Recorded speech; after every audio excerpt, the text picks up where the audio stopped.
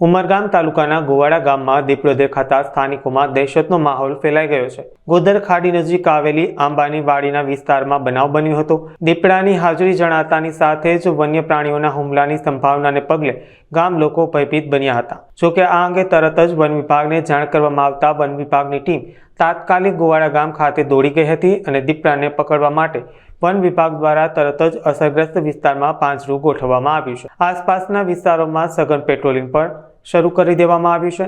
One વિભાગે ગામ લોકોને ખાસ અપીલ કરી છે કે તેઓએ સાવચેત રહેવું અને રાત્રિના સમયે ખાસ કરીને એકલા બહાર ના નીકળવું। હરભાઈ પરગભાઈ પટેલ બોલું છું, રહું છું ગોવાડા ગોદર ફળિયા, ઉમરગામ તાલુકા। કાલે સાંજે 7:05 દીપડા અમારા બાયણામાં ઉતર ને અમે ગામ થઈને બધાને બૂમાબૂમ કરીને પછી કયા એરિયામાં ભાગી એ ખબર નથી। મારા એરિયામાં ભાગ્યો કે પછી ગુજરાત એરિયામાં ભાગ્યો એ કંઈ ખબર નથી પડી। કાલનો સમય સાંજે 7:05 વાગે। અરુણાબેન રમેશભાઈ પટેલ છે।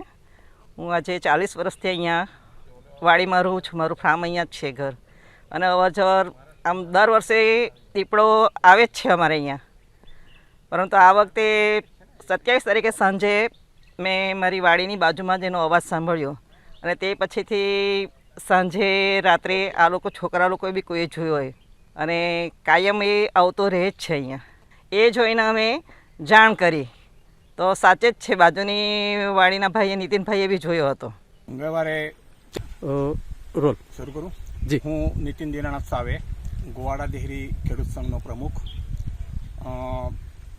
મંગળવારે 25 તારીખના રોજ સવારે 7:30 કલાકે જ્યારે હું સ્મિતા ફાર્મ એટલે કે કાર્બન સ્ટીલની જે એક ફાર્મ છે અહીંયા, તો ત્યાં હું ગયો હતો, તો ત્યાં વાડીના સામે બરાબર એક્ઝેક્ટલી પ્રવીણભાઈ કરીને જે એક ખેડૂત છે એના ખેતરના અંદર ડાંગર કાપેલું જે ખેતર હતો એના અંદર ઊભેલો મને દેખાયો। મોટરસાઇકલ પર હું જતો હતો, મેં તરત ગાડી ઊભી રાખી મોટરસાઇકલ અને ફોટોગ્રાફી કરવાની કોશિશ કરી, પણ તે દરમિયાનમાં એ જંગલમાં ચાલી ગયો। આ વાત મેં તરત જ ફોરેસ્ટ અધિકારી શ્રી આકાશ સાહેબને વાત કરી।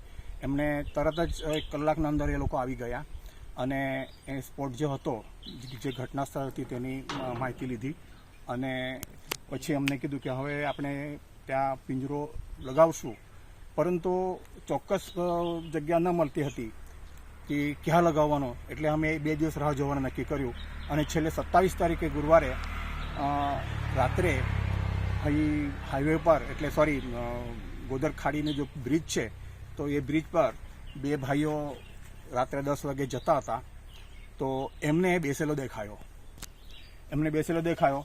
એટલે એઓ તરત જ રિટર્ન થઈ ગયા અને એમને તરત જાણ કરી। જાણ કરતા સાથે જ અમે લોકોએ ફોરેસ્ટ અધિકારીઓને તરત જાણ કરી કે આ લગભગ 1 કિલોમીટર દૂર એ સ્પોટથી અહીંયા બેસેલો દેખાયો હતો, અને પછી એવો અંદર વાડીના અંદર ચાલી ગયો હતો। એ જાણ થતાં જ અધિકારીઓ શ્રી ફોરેસ્ટ અધિકારીઓ તરત જ સ્પોટ પર આવ્યા અને એમને એ સ્પોટનો ટોટલી માયનો કર્યો કે ભાઈ શું છે શું નહીં, અને છેલ્લે પછી આજુબાજુની વાડીમાં ફરતા જોયું કે આ જગ્યા ઉપર પિંજરો લગાવવો જોઈએ, અને તે અનુસંધાનમાં પછી સાંજે લગભગ 4 વાગે ગઈકાલે આ પિંજરો લઈને ફોરેસ્ટ અધિકારીની ટીમ અહીંયા આવ્યા હતા અને એમને આ પિંજરો અહીંયા લગાવેલો છે। એ ઉપરાંત આજે પિંજરામાં તો નથી આવી શક્યો એ, પરંતુ ગઈકાલે રાત્રે લગભગ 10 વાગે, શું નામ ભાઈ? 2 કિલોમીટર હા, ગોદરમાં રાજુભાઈના ઘરે એ દીપડો દેખાયો રાત્રે 10 વાગે, લગભગ 10 વાગે, લગભગ અહીંથી 2 કિલોમીટરના એરિયામાં।